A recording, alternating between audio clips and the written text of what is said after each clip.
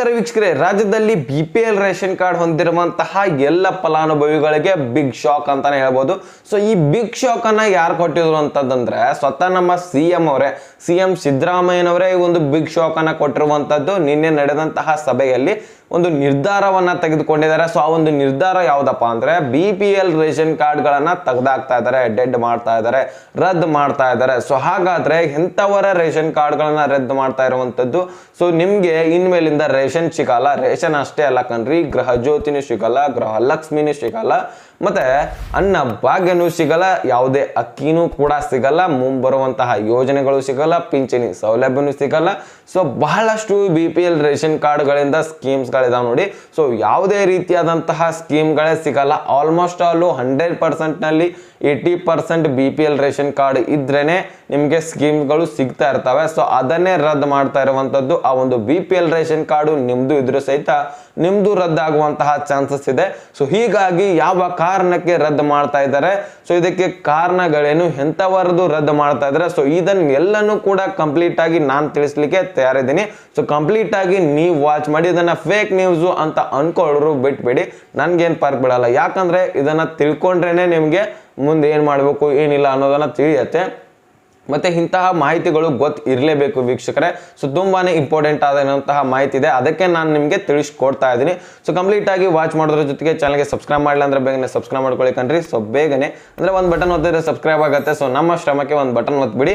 ಈಗ ನಾನು ಡೈರೆಕ್ಟ್ ಆಗಿ ಪಾಯಿಂಟ್ಗೆ ಬಂದ್ಬಿಡ್ತೀನಿ. ನಮ್ಮ ಒಂದು ಕರ್ನಾಟಕ ರಾಜ್ಯದಲ್ಲಿ ಎಷ್ಟು BPL ರೇಷನ್ ಕಾರ್ಡ್ಗಳಿದ್ದಾವೆ ಅಂದ್ರೆ 1,27,00,000 ಸಮಥಿಂಗ್ ಒಂದು BPL ರೇಷನ್ ಕಾರ್ಡ್ಗಳನ್ನ ಹೊಂದಿದ್ದಾರೆ. ಬರೀ BPL ರೇಷನ್ ಕಾರ್ಡ್ಗಳು, ಅಂತ್ಯೋದಯ ಮತ್ತೆ ಉಳಿದಿರುವಂತಹ ರೇಷನ್ ಕಾರ್ಡ್ಗಳು ಬೇರೆ. ಆದ್ರೆ BPL ರೇಷನ್ ಕಾರ್ಡ್ಗಳೇ ಬರೀ 1,27,00,000 ಇರುವಂತದ್ದು. ಅದರ ಪೈಕಿ ಈಗಾಗಲೇ 3,41,000 BPL ರೇಷನ್ ಕಾರ್ಡ್ಗಳನ್ನ ರದ್ದು ಮಾಡಲಾಗಿದೆ. ಸೊ ಅದರಲ್ಲಿ ನಿಮ್ಮ ರೇಷನ್ ಕಾರ್ಡ್ಗಳು ಕೂಡ ಇರ್ಬೋದು ಕಣ್ರಿ. ಸೊ ಮತ್ತೆ ಇನ್ ಮುಂದೆನೂ ಕೂಡ ರದ್ದು ಮಾಡ್ತಾ ಇದ್ರೆ ಅಲ್ಲಿ ಕೂಡ ರದ್ದು ಮಾಡಬಹುದು. ಸೊ ಯಾಕೆ ರದ್ದು ಮಾಡ್ತಾ ಇದ್ರೆ ಇದು ಮುಖ್ಯವಾಗಿರುವಂತದ್ದು ಅಲ್ವಾ.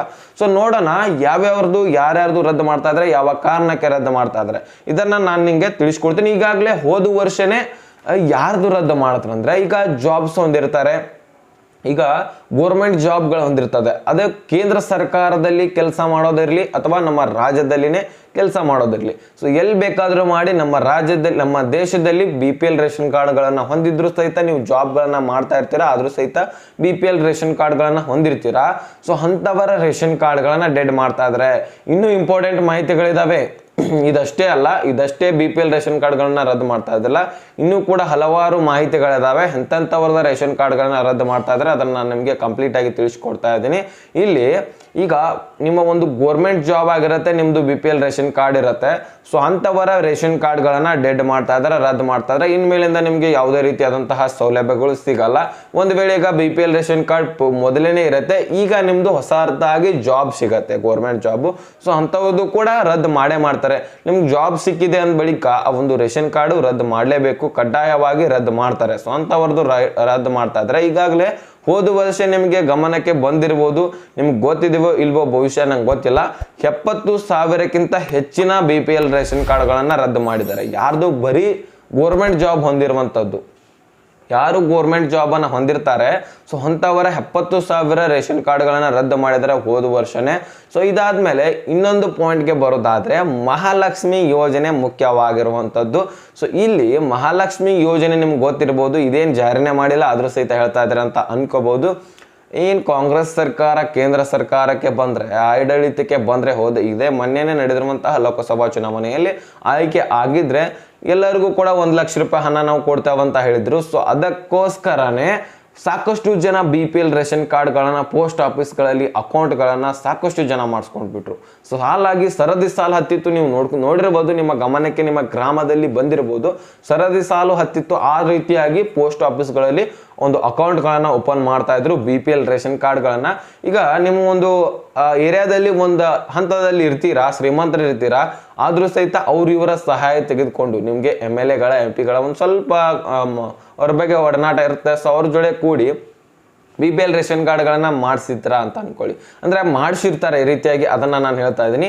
BPL ರೇಷನ್ ಕಾರ್ಡ್ಗಳನ್ನು ಪರಿಚಯ ಇರ್ತಾರೆ. ಸೊ ಅದರದಕ್ಕೋಸ್ಕರ ಆ ರೀತಿ ಅಮೌಂಟ್ ಕೊಟ್ಬಿಟ್ಟು BPL ರೇಷನ್ ಕಾರ್ಡ್ಗಳನ್ನು ಮಾಡಿಸ್ಕೊಂಡು ಈ ರೀತಿಯಾಗಿ ಸೌಲಭ್ಯಗಳನ್ನು ಪಡಿಬೇಕಂತಾನೆ BPL ರೇಷನ್ ಕಾರ್ಡ್ಗಳನ್ನು ಮಾಡಿಸಿರ್ತಾರೆ. ಸೊ ಅಂಥವರು ಕೂಡ ಸಿಕ್ಕಾಕೊಳ್ತಾ ಇದ್ದಾರೆ. ಅವ್ರದ್ದು ಕೂಡ ಅಕೌಂಟ್ಗಳನ್ನು ಒಂದು ಡೆಡ್ ಮಾಡ್ತಾ ಇರುವಂಥದ್ದು, ರದ್ದು ಮಾಡ್ತಾ ಇರುವಂಥದ್ದು BPL ರೇಷನ್ ಕಾರ್ಡ್ ಜೊತೆಗೆ.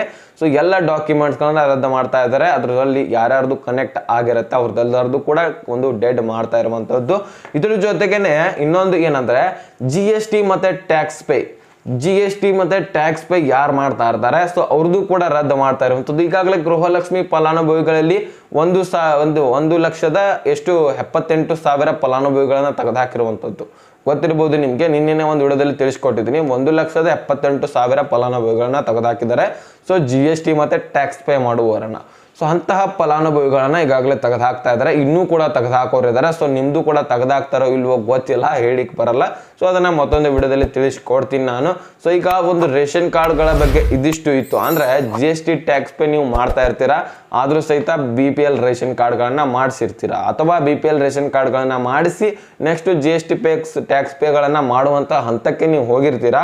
ಸೊ ಅಂತಹ ಸಂದರ್ಭದಲ್ಲಿ ಆ ಒಂದು BPL ರೇಷನ್ ಕಾರ್ಡ್ಗಳನ್ನ ರದ್ದು ಮಾಡ್ತಾ ಇರುವಂತದ್ದು. ಸೊ ಕಂಪ್ಲೀಟ್ ಆಗಿ ನಮ್ಮ ರಾಜ್ಯದ ಜನರ ಒಂದು BPL ರೇಷನ್ ಕಾರ್ಡ್ಗಳನ್ನು ಕಂಪ್ಲೀಟ್ ಆಗಿ ರಿವೆರಿಫಿಕೇಶನ್ ಮಾಡ್ತಾ ಇರುವಂಥದ್ದು. ಇನ್ನೊಂದು ಇಲ್ಲಿ ಜಾಬ್ಸ್ ಇದ್ದವರಿಗೆ ಕನ್ಫ್ಯೂಸ್ ಆಗ್ಬೋದು. ಯಾಕಪ್ಪ ನಮ್ದೇ ಯಾವ ರೀತಿಯಾಗಿ ಅವ್ರಿಗೆ ಡಾಟಾ ಹೋಗುತ್ತೆ, ನಮ್ದು ನೌಕರಿ ಇದೆ, ನಮ್ದು ಜಾಬ್ ಇದೆ ಅಂತ ಯಾವ ರೀತಿಯಾಗಿ ಅವ್ರಿಗೆ ಗೊತ್ತಾಗತ್ತೆ ಅಂತ ಅನ್ಬೋದು ನೀವು. ಆಧಾರ್ ಕಾರ್ಡ್ ಮುಖಾಂತರ ಅವರು ಎಲ್ಲರದು ಕೂಡ ಚೆಕ್ ಮಾಡ್ತಾ ಇರ್ತಾರೆ. ಆಧಾರ್ ಕಾರ್ಡ್ ಏನು ಅವ್ರದ್ದು ನಿಮ್ದು ಆಧಾರ್ ಕಾರ್ಡ್ ನೌಕರಿಯಲ್ಲಿ ಏನು ಜಾಬ್ನಲ್ಲಿ ಕೊಟ್ಟಿರ್ತೀರಲ್ಲ, ಸೊ ಅದನ್ನು ಕೇಂದ್ರದಿಂದನೂ ಕೂಡ ತೆಗೆದುಕೊಂಡಿರ್ತಾರೆ. ಮತ್ತು ಇಲ್ಲಿ ರಾಜ್ಯ ಸರ್ಕಾರದಿಂದ ಮಾಹಿತಿ ಕಲೆಕ್ಟ್ ಮಾಡಿಕೊಂಡು ಸೊ ಕಂಪ್ಲೀಟ್ ಆಗಿ ಅದ್ರ ಬಗ್ಗೆನೇ ಚೆಕ್ ಮಾಡಿಕೊಂಡು ವೆರಿಫಿಕೇಶನ್ ಮಾಡಿಕೊಂಡು ನೀವು ಅಲ್ಲಿ ಸಿಕ್ಬಿದ್ರೆ ನಿಮ್ಮದು ಕೂಡ ಡೆಡ್ ಮಾಡ್ತಾರೆ. ಈ ರೀತಿಯಾಗಿ ಸರ್ಕಾರ ಬಹಳಷ್ಟು ಎಚ್ಚರಿಕೆಯಿಂದ ಮುನ್ನಡೀತಾ ಇರುವಂಥದ್ದು. ಸೊ ನೀವೇನಾದರೂ ಫೇಕ್ ಡಾಕ್ಯುಮೆಂಟ್ಸ್ಗಳಿಂದ ಸೊ ಬೇರೆ ಬೇರೆ ರೀತಿಯಿಂದ ಪರಿಚಯಗಳಿಂದ BPL ರೇಷನ್ ಕಾರ್ಡ್ಗಳನ್ನು ಮಾಡಿಸಿದ್ದೆ ಆದರೆ ಸರ್ಕಾರದ ಸೌಲಭ್ಯ ಪಡೀಲಿಕ್ಕೆ ಸೊ ನಿಮ್ಮೆಲ್ಲರದು ಕೂಡ ಡೆಡ್ ಮಾಡಿ ಹೋಗಿದ್ದಾರೆ. ಸೊ ಕಂಪ್ಲೀಟ್ ಆಗಿ ನಿಮ್ಮ ಒಂದು ಡಾಕ್ಯುಮೆಂಟ್ಸ್ಗಳೇ ಫೇಕ್ ಡಾಕ್ಯುಮೆಂಟ್ಸ್ ಅಂತ ಕನ್ಸಿಡರ್ ಆಗ್ತವೆ. ಇಲ್ಲಪ್ಪ ಅಂದರೆ ಗೋರ್ಮೆಂಟ್ ಕ್ರಮ ಕೂಡ ತೆಗೆದುಕೊಳ್ಳುವಂತಹ ಸಾಧ್ಯತೆಯೂ ಕೂಡ ಇದೆ ವೀಕ್ಷಕರೇ. ಸೊ ಆದಷ್ಟು ಎಚ್ಚರಿಕೆಯಿಂದ ಇರಿ. ನಿಮ್ದೇನು ಒರಿಜಿನಲ್ ಡಾಕ್ಯುಮೆಂಟ್ಸ್ ಇದ್ರೆ ನೀವೇನು ತಲೆ ಕೆಡಿಸ್ಕೊಳ್ಳೋ ಅಗತ್ಯವಿಲ್ಲ. ಬಡತನ ರೇಖೆಗಿಂತ ಕೆಳಗಡೆ ಇದ್ರೆ ಏನು ಅಗತ್ಯವಿಲ್ಲ. ನೀವು ಆರಾಮಾಗಿ ನಿಮ್ಮ ಒಂದು ಫಲಾನುಭವಿಗಳು ಯಾರ್ಯಾರು ಇರ್ತೀರ ನಿಮ್ಗೆ ಅಮೌಂಟ್ ಬಂದೇ ಬರುತ್ತೆ. ಮುಂದೆ ಬರುವಂತಹ ಸ್ಕೀಮ್ಸ್ಗಳು ಸಿಗುತ್ತೆ, ಸಾಕಷ್ಟು ಪಿಂಚಣಿ ಸೌಲಭ್ಯಗಳು ಕೂಡ ಸಿಗುತ್ತೆ. ಏನು ಬೇಕಾದರೂ ಅಂದರೆ ಗೋರ್ಮೆಂಟ್ನಿಂದ ಏನೇನು ಬರುತ್ತೆ ಅಲ್ಲ ಸೌಲಭ್ಯನೂ ಕೂಡ ಸಿಗುತ್ತೆ. BPL ರೇಷನ್ ಕಾರ್ಡ್ ಒಂದಿದ್ರೆ ಸಾಕು.